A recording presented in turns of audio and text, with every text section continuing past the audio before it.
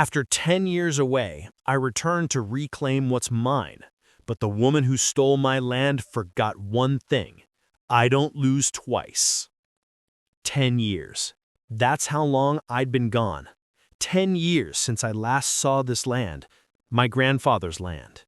The grass was taller now, the fences broken, and the air smelled of dust and forgotten summers. But even through all that, I could still feel him here, in every tree, every breeze, every inch of this soil. I walked up to the porch, only to find a bright red sign, Property of Willow Creek HOA. My name wasn't on anything. My stomach dropped. Then she appeared, crisp blazer, sunglasses, and a smile that didn't reach her eyes. "You're trespassing," she said.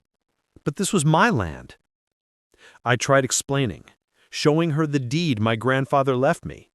She laughed, said it was worthless. Her voice carried across the field, sharp and loud enough for the birds to scatter. She called someone on her radio. That's when I knew this wasn't just a misunderstanding. Minutes later, a man in a uniform stepped out of a black SUV, badge flashing. But something about him felt off.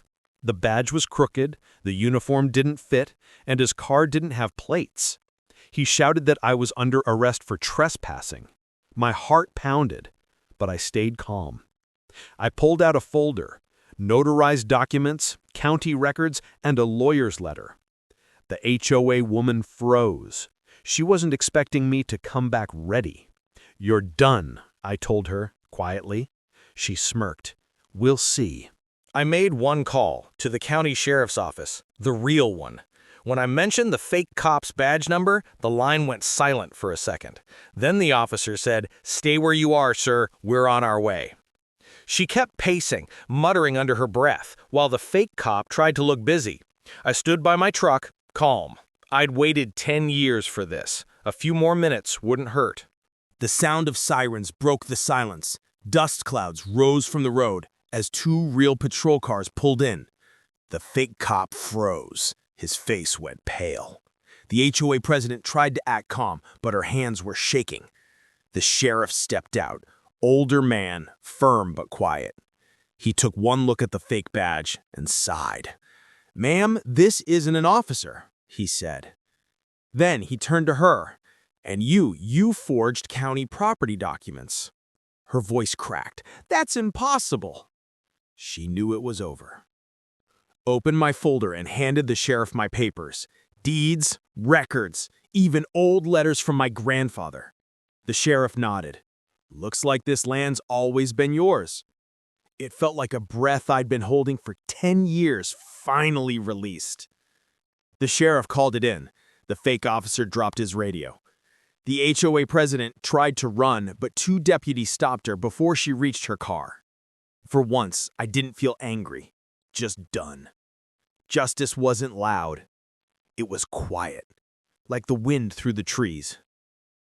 Later that evening, I walked to my grandfather's old cabin. Inside, the floor creaked, dust floating in the sunlight. In a small drawer, I found an envelope, brittle and yellowed.